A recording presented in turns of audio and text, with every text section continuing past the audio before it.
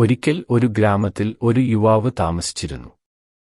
അവൻ അലസതയിൽ ജീവിതം നയിച്ചു.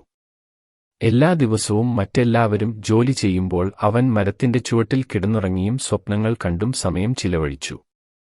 ഒരു ദിവസം ഒരു സിദ്ധൻ ആ ഗ്രാമത്തിലേക്ക് വന്നു. സിദ്ധൻ ഗ്രാമത്തിലുള്ള എല്ലാവരെയും കാണുകയും അവർക്കൊക്കെ അറിവ് പകരുകയും ചെയ്തു. സിദ്ധൻ എന്നും ആ യുവാവ് കിടന്നുറങ്ങാറുള്ള മരത്തിനടുത്തുകൂടെയാണ് പോകാറുള്ളത്. അദ്ദേഹം അവനെ ശ്രദ്ധിക്കാറുണ്ടായിരുന്നു. ഒരു ദിവസം അദ്ദേഹം അവനോട് സംസാരിച്ചു. "എന്താണ് നിങ്ങൾ ജോലി ഒന്നും ചെയ്യാതെ എന്നും ഇവിടെ കിടക്കുന്നത്?" അവൻ പറഞ്ഞു, "എനിക്ക് ജോലി ചെയ്യാനൊന്നും വയ്യ, ഉറക്കം വരുന്നു." അപ്പോൾ സിദ്ധൻ പറഞ്ഞു, "നിനക്ക് ധനികനാവാൻ ആഗ്രഹമുണ്ടോ?" "ഉണ്ട് പ്രഭോ." "അങ്ങേക്ക് എന്നെ ധനികനാക്കാമോ?" സിദ്ധൻ കഴിയുമെന്ന് പറഞ്ഞു. അതിനുശേഷം അദ്ദേഹം അവിടെ കാണുന്ന മലയുടെ മറുവശത്തുള്ള ഗുഹയിൽ നിധി ഉണ്ടെന്നു പറഞ്ഞു കൊടുത്തു. അത് കേട്ടപ്പോൾ അവന് അത് വേണമെന്ന ആഗ്രഹം തോന്നി. എന്നാൽ തനിക്ക് അവിടെ എത്തിച്ചേരാൻ പറ്റുമോ എന്ന ആശങ്കയായി. അപ്പോൾ സിദ്ധൻ അവൻ ശ്രമിച്ചാൽ നിധി കൈക്കലാക്കാമെന്നു ഉറപ്പിച്ചു പറഞ്ഞു. പിറ്റേ ദിവസം രാവിലെ തന്നെ യുവാവ് മലയുടെ മറുവശത്തേക്ക് യാത്ര തിരിച്ചു. കുറേയേറെ ബുദ്ധിമുട്ടി അവൻ മലയുടെ മുകളിൽ എത്തി. ശ്വാസം എടുക്കാൻ വല്ലാതെ ബുദ്ധിമുട്ടിയെങ്കിലും നിധിയെക്കുറിച്ച് ആലോചിച്ചപ്പോൾ അവൻ ഉത്സാഹത്തോടെ യാത്ര തുടർന്നു.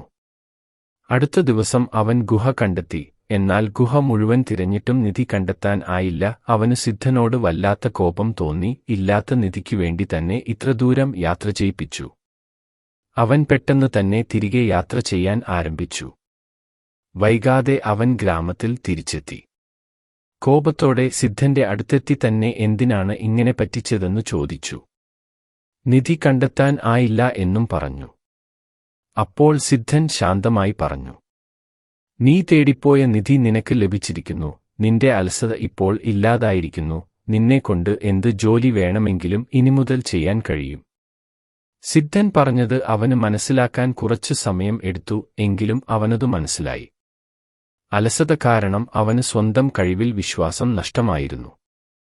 എന്നാൽ ഇപ്പോൾ തികഞ്ഞ ആത്മവിശ്വാസം വന്നിരിക്കുന്നു. അവൻ സിദ്ധൻ നന്ദി പറഞ്ഞു. നമ്മുടെ ജീവിതത്തിലും ഇതുപോലുള്ള അലസത ഉണ്ടാവാറുണ്ട്. അതിന് പല കാരണങ്ങളുമുണ്ട്. നമ്മൾക്ക് ആവശ്യമുള്ള കാര്യങ്ങൾ വേണ്ടപ്പോൾ ചെയ്തു കിട്ടുന്നത് പ്രത്യേകിച്ചും യുവതലമുറയെ അലസരാക്കാറുണ്ട്. അതുപോലെ തന്നെ കൂടുതൽ അധ്വാനിക്കാതെ എല്ലാത്തിനും എളുപ്പമാർഗം തേടുന്നത് പതിയെ അലസതയിലേക്ക് നയിക്കും. മറ്റൊരു കാരണം നമ്മുടെ കഴിവിനെ അറിയാതെ പോകുന്നതാണ്. തനിക്ക് കഴിവില്ല എന്ന് നനച്ചുകൊണ്ട് താൻ ചെയ്യേണ്ടതായ കാര്യങ്ങൾ ചെയ്യാതെ ഇരിക്കുമ്പോൾ പതിയെ അതും അലസതയിലേക്ക് നയിക്കുന്നു. അലസതയെ അതിജീവിക്കാൻ നമ്മുടെ കഴിവുകളെ തിരിച്ചറിയുകയും ചെയ്യേണ്ടതായ കാര്യങ്ങൾ കൃത്യസമയത്ത് തന്നെ ചെയ്തു തുടങ്ങുകയും വേണം. എല്ലാവരിലും എന്തും നേടിയെടുക്കാനുള്ള ആത്മവിശ്വാസവും കഴിവും ഒളിച്ചിരിപ്പുണ്ട്. അതിനെ കണ്ടെത്തുകയും പരിപോഷിപ്പിക്കുകയും ചെയ്യുമ്പോൾ നാം ഓരോരുത്തരും ജീവിതത്തിൽ വിജയം നേടുന്നു. വിവേകബുദ്ധിയോടെ സ്വന്തം കർമ്മങ്ങൾ കൃത്യമായി നിർവഹിച്ചുകൊണ്ടും അറിവുകൾ ആർജിച്ചുകൊണ്ടും അലസതയെ മാറ്റി നിർത്തി മുന്നോട്ടു പോകാൻ എല്ലാവർക്കും സാധിക്കട്ടെ.